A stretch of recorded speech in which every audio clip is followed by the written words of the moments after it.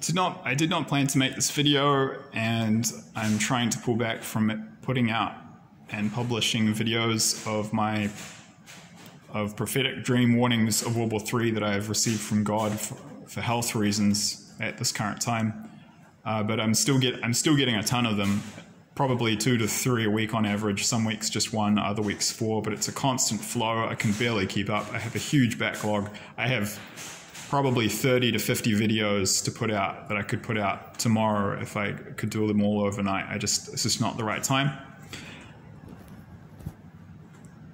So I won't give the full details here because I was given a lot of information symbolically in a very short space of time, and it will take a bit of time to unpack and do justice to. So I'll just give you a little couple of tidbits of crucial information from this dream, which I received in the last 3 months. So tonight is the 10th of October 2023. So I had at some time between July the 10th, 2023 and this evening, which is the 10th of October 2023, I was shown 2 Israeli children. They represented Israel as a country, and they were surrounded on all sides by Arab nations, and I could see hundreds of Arab men, and they represented, and these were the inhabitants of different Arab countries. They're 200 to 300 meters away. And the Israelis were massively outnumbered. And I'll save the full details for the future, but God was showing me that. So I mentioned, I'll put a link to it in the description box below, in my previous prophetic dream from God about what will happen to Israel in World War III, that I had this Palestinian travel buddy friend of mine here in Ecuador at that time, in that dream, looking me in the eyes directly in the face and telling me Russia and Iran will destroy Israel in World War III. A detail I need to add, which I only realized subsequent to having that dream upon meditating on it for some time, is that that dream was actually saying it wasn't just Russia and Iran, it was saying Russia, Iran, and Palestine will destroy Israel in World War III.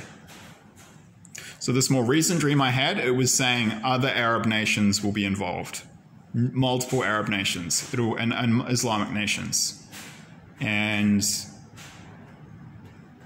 I will save the full details for the future, but it was the 3rd dream about it. So yeah, it's not just, to summarize, Russia and Iran. I'm adding that detail here that upon meditating on those and reflecting upon that prior prophetic dream about Israel and World War III I had, it's Palestine too. I missed that then, but that's what that girl speaking to me face to face, she represented Palestine as a country. So I have to add in that. It's those 3. We can now add in multiple Arab countries. Israel is going to be badly outnumbered, and I will say that God showed me that the people of Israel overall have a very arrogant, haughty spirit, and they think they're above other people, and they think they're superior. And ironically, this is going to be their downfall. What is that quote in the Bible? Pride goeth before a fall, and a haughty spirit before destruction. I think that's it. I will correct. I think I got it slightly wrong. I'll correct it and put give you the biblical reference verse, so you can find it in the Bible in the description box below. I was shown that most Israelis have the spirit, and this is one of the reasons they're going to go down. Jews aren't God's chosen people. God's not racist. I don't know why people believe that mythology. And I'm genuinely disappointed that many Christians around the world are racist, quite frankly, and don't see other humans' lives as having equal value because they have a different color skin or because they have a different religion. And Muslims, Muslims recognize Jesus as a prophet. There's a good argument to be made that Muslims in that part of the world have a lot more respect for Christianity than the current people who run Israel do. Go into the shorts section of my YouTube channel and you can see a video of ultra-Orthodox Jews spitting on and verbally abusing nuns in Jerusalem. And there have been attacks on Palestinian Christians and restrictions on their freedom of movement. American Christians aren't saying much. And no one's calling it out.